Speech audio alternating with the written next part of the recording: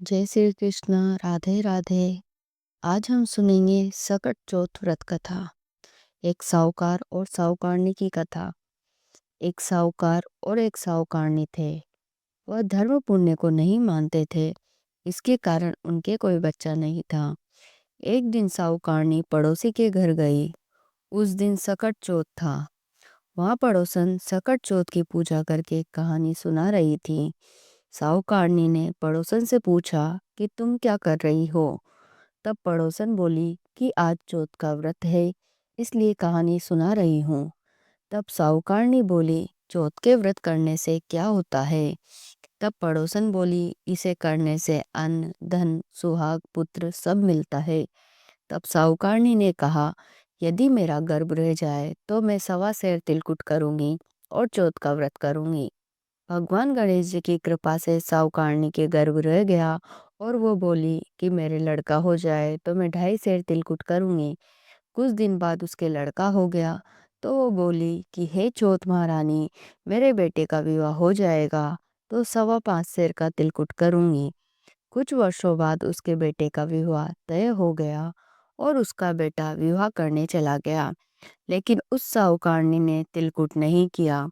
इस कारण से चौथ माता क्रोधित हो गई और उन्होंने फेरों से उसके बेटे को उठाकर पीपल के पेड़ पर बिठा दिया।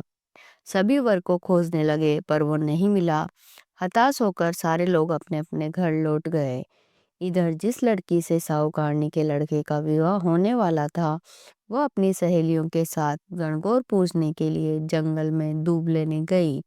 तभी रास्ते में पीपल के पेड़ से आवाज आई, ओ मेरी अदव्याई। यह बात सुनकर जब लड़की घर आई तो उसके बाद वह धीरे धीरे सूख कर काटा होने लगी। एक दिन लड़की की माँ ने कहा, मैं तुम्हें अच्छा खिलाती हूँ, अच्छा पहनाती हूँ, फिर भी तू सूखती जा रही है, ऐसा क्यों। तब लड़की अपनी माँ से बोली कि जब भी वह दूब लेने जंगल जाती है तो पीपल के पेड़ से एक आदमी बोलता है कि ओ मेरी अदब्याई। उसने मेहंदी लगा रखी है और सेहरा भी बांध रखा है। तब उसकी माँ ने पीपल के पेड़ के पास जाकर देखा कि यह तो उसका ही जवाई है। तब उसकी माँ ने जवाई से कहा, यहाँ क्यों बैठे हो, मेरी बेटी को अदब्याई कर दी और अब क्या लोगे।